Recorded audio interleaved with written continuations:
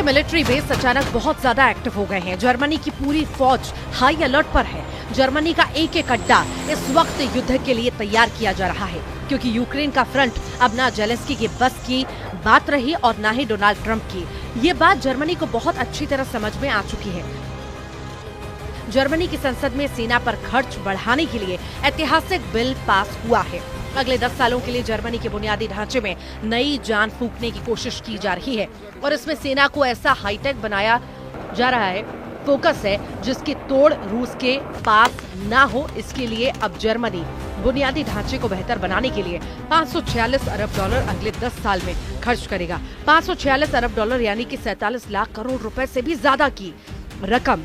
इसके साथ ही रक्षा पर खर्च को नाटो के स्टैंडर्ड यानी जीडीपी के 2% तक बढ़ाने की बात है। जर्मनी की अगली सरकार में संभावित साझेदार अब यूरोप को बचाने की कसम खा रहे हैं। वो डिफेंस पर होने वाले खर्च बढ़ाना चाहते हैं। इसके लिए नियमों में ढील देना चाहते हैं। जर्मनी के नए चांसलर बनने जा रहे फ्रेडरिक मर्ज और मौजूदा चांसलर ओलाफ शॉल्ज की पार्टी जर्मनी को यूरोप में एक नया दर्जा देना चाहते हैं, जो रूस को बड़ी टक्कर के तौर पर देखा जा रहा है। क्या ट्रंप और पुतिन की दोस्ती देखकर जर्मनी अब नाटो का नया बॉस बनना चाहता है? क्या अब जर्मनी संभालेगा यूक्रेन का मोर्चा ताकि पुतिन की सेना डोनबास से आगे न बढ़ पाए? उधर जर्मनी के चांसलर ओलाफ शॉल्ज ने कहा है कि यूक्रेन में युद्ध का पूरे यूरोप की सुरक्षा पर असर पड़ा है। यही वजह है कि हम अपनी रक्षा क्षमताओं में तेजी से और लगातार सुधार करना चाहते हैं। यूरोपीय संघ के सभी सदस्य ने अब पूरे यूरोप को दहशत में डाल दिया है। दहशत यानी डर, वहशत यानी पुतिन का गुस्सा, वहशत यानी नाटो के सबसे बड़े देश अमेरिका का रूस के सामने सरेंडर। सवाल है कि क्या पूरे यूरोप को लग रहा है कि ट्रंप ने पुतिन की युद्ध विराम वाली शर्तों को मानकर एक तरह से यूक्रेन के साथ पूरे यूरोप को संकट में डाल दिया है? क्या अमेरिका ने नाटो को बहुत बड़ा धोखा दिया और इस धोखे का सबसे बड़ा खामियाजा अब यूक्रेन नहीं बल्कि यूरोप उठाएगा? क्या इसीलिए नाटो ने अमेरिका की लीडरशिप खत्म होती हुई नजर आ रही है? क्या इसीलिए अब जर्मनी नाटो का नया बॉस बनना चाहता है क्योंकि रूस के खिलाफ मोर्चे में एक नए लीडर की जरूरत है? पुतिन और ट्रंप की फोन पर बातचीत क्या हुई? 24 घंटे के अंदर जर्मनी में युद्ध की तैयारी को लेकर एक नया माहौल बन चुका है, क्योंकि खबर यह है कि पुतिन ने ट्रंप को फोन कॉल के लिए 1 घंटे तक इंतजार कराया। यानी पुतिन ने अपनी शर्तों पर ट्रंप से बात की। लिहाजा जो पुतिन चाहते थे ट्रंप वो करने को आराम से राजी हो गए। जर्मनी अब बहुत ज्यादा ताकतवर बनना चाहता है और इसकी चर्चा पूरे यूरोप में हो रही है। पुतिन भी इससे वाकिफ है कि उनको टक्कर देने के लिए नाटो का एक बड़ा देश अब अमेरिका की जगह लेना चाहता है। जर्मनी का त्रिशूल कितना खतरनाक है, क्या यह पुतिन को नुकसान पहुंचा सकता है? इसे समझने के लिए 3 तस्वीरें देखिए। एक तरफ जर्मनी का फाइटर जेट यूरो फाइटर है जो खास रूस के सुखोई फाइटर को मार गिराने के लिए तैयार है। फिर जर्मनी का एयर डिफेंस सिस्टम IRST है जो यूक्रेन को भी सप्लाई किया गया और इसने रूस के कई फाइटर जेट गिराए हैं। रूस की क्रूज मिसाइल भी इसकी शिकार बनी है। और तीसरे नंबर पर है जर्मनी का लेपर्ड टैंक। तेंदुए की फुर्ती वाला ये टैंक यूक्रेन को भी सप्लाई किया। डॉनबास से लगे कई मोर्चों और खार्किव को बचाने में इस टैंक ने बड़ी भूमिका निभाई है। लेकिन सच ये है कि पुतिन ने इस टैंक का बहुत अच्छी तरह शिकार भी किया। मई 2024 में पुतिन ने इसका सबूत दिखाया था जब मॉस्को में जर्मनी के लेपर्ड टैंक की लाश पूरी दुनिया को दिखाई दी। न सिर्फ लेपर्ड बल्कि पुतिन ने अमेरिका का टूटा फूटा एब्रम्स टैंक भी दिखाया जिसे पुतिन के ड्रोन ने चलने लायक नहीं छोड़ा। यहाँ पर जर्मनी के कई और हथियार भी नुमाइश में शामिल किए गए जो बता रहे थे कि पुतिन के फायर पावर के आगे नाटो के हथियार खिलौना साबित हुए हैं।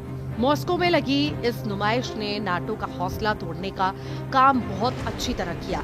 यूरोप के बड़े बड़े देश जैसे ब्रिटेन, जर्मनी, फ्रांस और इटली भले ही इन तस्वीरों को नजरअंदाज करें, लेकिन पुतिन बार बार यह एहसास दिलाते रहे हैं कि उनकी टक्कर में कोई नहीं है, फिर चाहे वो जेलेंस्की हो या जेलेंस्की के चाहने वाले।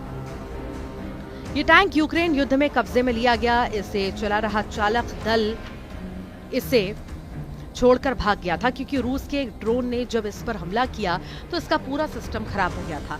पुतिन पहले ही बता चुके हैं कि उनकी लड़ाई यूक्रेन से ज्यादा नाटो की सेनाओं से है, जो इस वक्त जेलेंस्की के युद्ध को तेज करने के लिए यूक्रेन में मौजूद है। ये बात पुतिन बहुत अच्छी तरह जानते हैं कि अब इसकी लीडरशिप अमेरिका से हटकर दूसरे देशों के पास जा सकती है, क्योंकि अब यूक्रेन में लड़ना आसान नहीं है और बिना ट्रंप के यूरोप को बचाना मुश्किल होना तय है।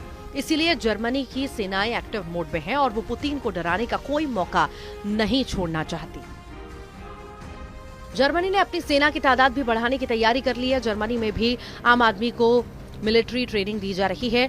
अभी जर्मनी के पास 1,80,000 सैनिक हैं। 2031 तक वो ये तादाद 2 लाख से ज्यादा करना चाहता है, जबकि रिजर्व सैनिकों की तादाद भी 60,000 से बढ़ाकर 2 लाख करने की तैयारी है। जेलेंस्की को बचाने के साथ साथ खुद को बचाने वाला यूरोप का इरादा मजबूत है। इटली के प्रधानमंत्री जॉर्जिया मेलोनी ने तो यहां तक कह दिया कि नेटो के आर्टिकल 5 में बदलाव किया जाए। नेटो के अनुच्छेद 5 में कहा गया है कि किसी सदस्य देश पर अगर हमला होता है तो वो नाटो के सभी सदस्य देशों पर हमला माना जाएगा। ऐसी हालत में सभी सदस्य देश एकजुट होकर दुश्मन देश पर सैन्य कार्रवाई करेंगे। मेलोनी चाहती है कि इस आर्टिकल में संशोधन करके यूक्रेन को भी शामिल कर लेना चाहिए। उधर इटली की पीएम जॉर्जिया मेलोनी ने कहा है कि ये काफी असरदार होगा। ये नाटो में शामिल होने से अलग है, लेकिन इसका मतलब है कि यूक्रेन को नाटो देशों के समान सुरक्षा मिलना। मुझे लगता है कि ये स्थिर, स्थायी और प्रभावी सुरक्षा की गारंटी होगी। ये निश्चित रूप से उन प्रस्तावों में से एक है जिसे हमने टेबल पर रखा है। जॉर्जिया मेलोनी की बात से जेलेंस्की जोश जो है जेलेंस्की में बढ़ेगा, इसमें कोई शक नहीं। पुतिन के खिलाफ जेलेंस्की के युद्ध को मेलोनी और ताकत देना चाहती है। मेलोनी से लेकर मैक्रो तक बता रहे हैं कि यूक्रेन को कैसे बचाया जाएगा और इसी ट्रैक पर चलते हुए रूस को कैसे यूरोप से भी दूर रखा जाएगा।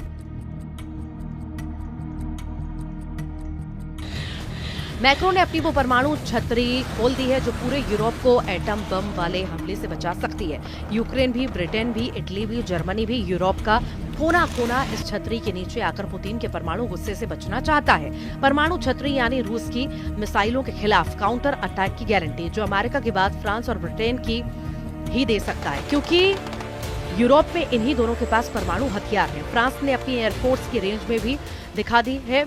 दक्षिण अमेरिका के फ्रेंच गुयाना में जब एरियान 6 रॉकेट लॉन्च किया गया तो उस लॉन्चिंग का वीडियो फ्रांस के राफेल विमानों ने बनाया। एरियान 6 से फ्रांस की एक मिलिट्री सैटेलाइट लॉन्च की गई है।